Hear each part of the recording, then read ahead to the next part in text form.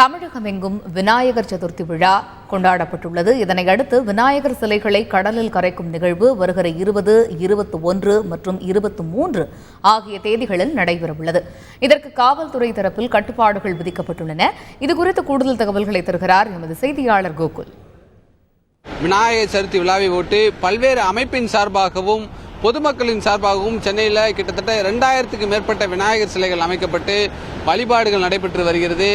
நாளை மறுதினம் ஞாயிற்றுக்கிழமை முதல் 20 மற்றும் 21 மற்றும் 23 என 3 தேதிகளில் 3 நாட்கள் விநாயகர் சிலைகளுடைய ஊர்வலம் சென்னையில் நடைபெற உள்ளது. ஊர்வலத்திற்கு காவல்துறை ஒரு சில கட்டுப்பாடுகளை வச்சிருக்காங்க. அதாவது அமைப்பின் சார்பாக வைக்கப்பட்டுள்ள விநாயகர் சிலைகளை அனுமதிக்கப்பட்ட இடங்களில் மட்டுமே ஊர்வலமாக எடுத்துச் செல்ல வேண்டும். அதேபோல அனுமதிக்கப்பட்ட நேரம், அனுமதிக்கப்பட்ட தேதிகளில் மட்டுமே விநாயகர் சிலைகளை ஊர்வலமாக எடுத்துச் செல்ல வேண்டும் என காவல்துறை கட்டுப்பாடுகளை வச்சிருக்காங்க.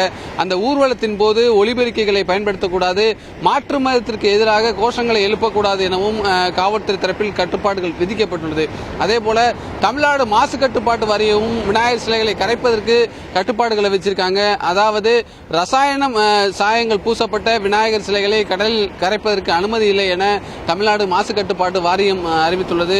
பட்டினப்பாக்கம், காசிமேடு, எண்ணூர், பாலவாக்கம், நீலாங்கரை உள்ளிட்ட 5 இடங்களில் விநாயகர் சிலைகளை கரைப்பதற்கு அனுமதி வழங்கப்பட்டுள்ளது. அதன்படி தற்பொழுது இருக்கக்கூடிய பட்டினப்பாக்கம் பகுதியில் விநாயகர் சிலைகளை கரைப்பதற்கான எல்லா ஏற்பாடுகளும் நடைபெற்று வருகிறது. குறிப்பாக ராட்சத கிரெயின்களை பயன்படுத்தி பெரிய விநாயகர் சிலைகளை கடலில் கரைப்பதற்கான ஏற்பாடுகளும் நடைபெற்று வருகிறது.